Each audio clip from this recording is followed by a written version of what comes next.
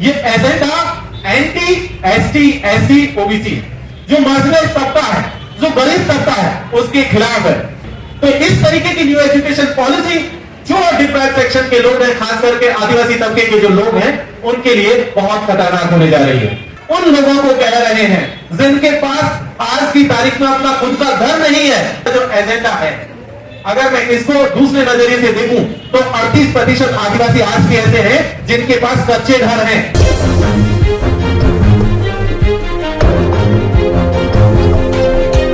एक और वीडियो आया था मध्य प्रदेश से, जहां एक आदिवासी लड़की का वीडियो वायरल हुआ, जिसमें उसने कहा कि कलेक्टर साहब आप हमारी शिकायत सुन लीजिए, हमारी मांग सुन लीजिए, अगर नहीं कच कर सकते हैं तो हमें ही कलेक्टर बना दीजिए, हम ही सबकी मांगें पूरी कर देंगे।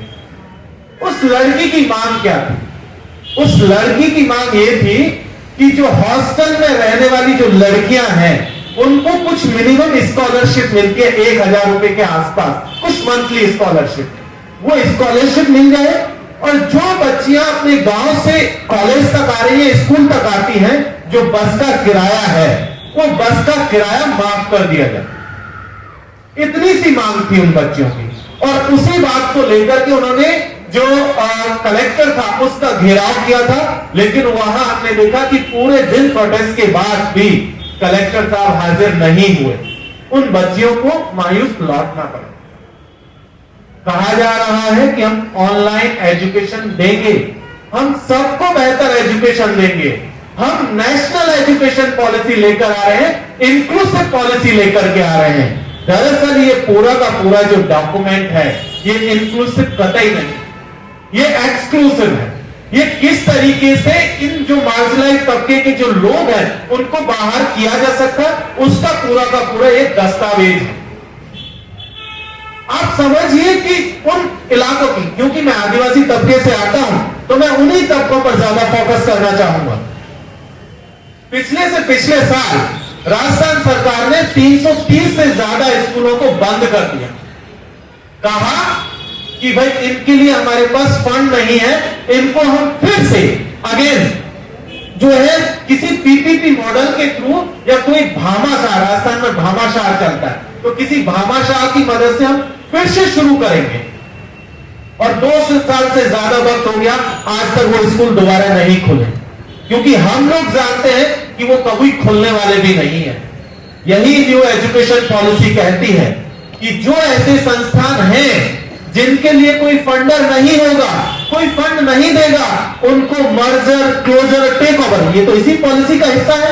डॉक्यूमेंट कह रहा है कि भाई आप इस पॉलिसी के तहत इनकी जो संख्या है उसको आप लिमिट करिए, मर्जर कर सकते हैं, क्लोज कर सकते हैं, या उनका टेक ओवर कर सकते हैं। आपकी न्यू एजुकेशन पॉलिसी कह रही है। तो इस तरीके की न्यू एजुकेशन पॉलिसी जो डिप्राइव्ड सेक्शन के लोग हैं, खास करके आदिवासी तबके के जो लोग हैं, उनके लिए बहुत खतरनाक होने जा रही है। आज की तारीख में जो सिचुएशन है इन आदिवासी इलाकों की देखेंगे तो पता चलेगा।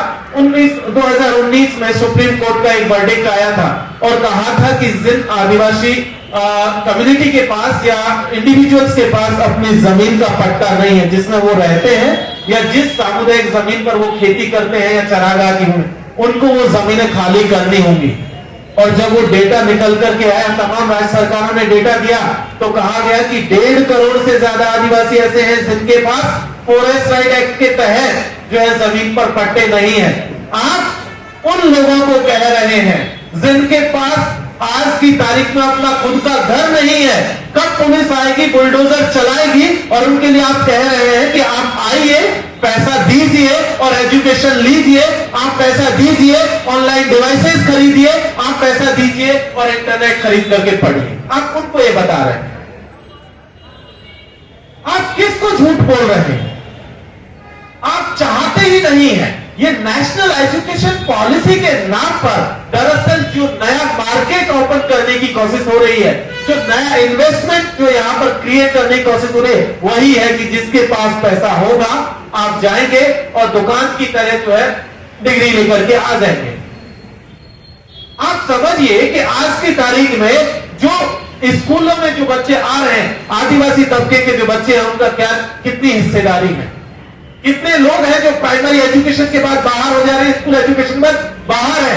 हायर एजुकेशन का रिप्रेजेंटेशन आपका 1% से कम है। और कहा जा रहा है कि आप 4 साल ग्रेजुएशन करेंगे, FYUP के तहत आपको ऑनर्स की डिग्री मिलेगी। आप मुझे बताइए कि अरबिक में डिप्लोमा करने के बाद या हिस्ट्री में सर्टिफिकेट के बाद कौन सी नौकरी मिलने जा रही है, या पर्शियन में आपको डिप्लोमा के बाद कौन सी नौकरी मिलने जा रही है।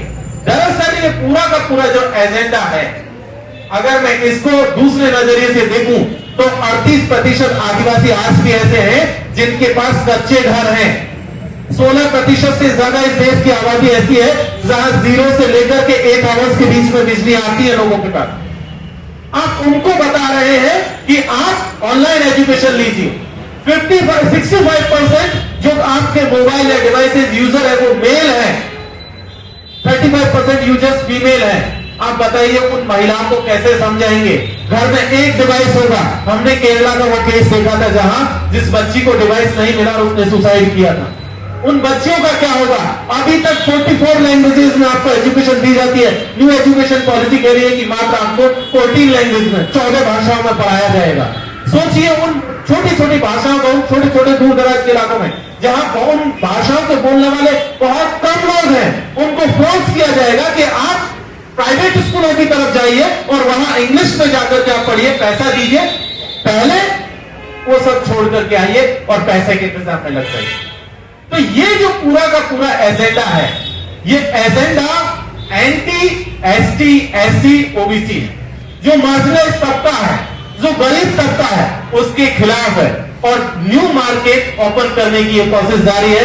इसी एजुकेशन सेक्टर में कोई नया अडानी और कोई नया अंबानी खड़ा करने की कोशिश जारी है। बहुत बहुत शुक्रिया सर। तो अगर आपको पसंद आया हो तो इसे लाइक करें, कमेंट करें, शेयर करें और हाँ, हमारे चैनल को सब्सक्राइब करना ना भूलें ताकि देश विदेश से जुड़ी खबरें आप मिस ना करें, क्योंकि कोरोना काल में 2 गज दूरी, मास्क है जरूरी। नमस्कार।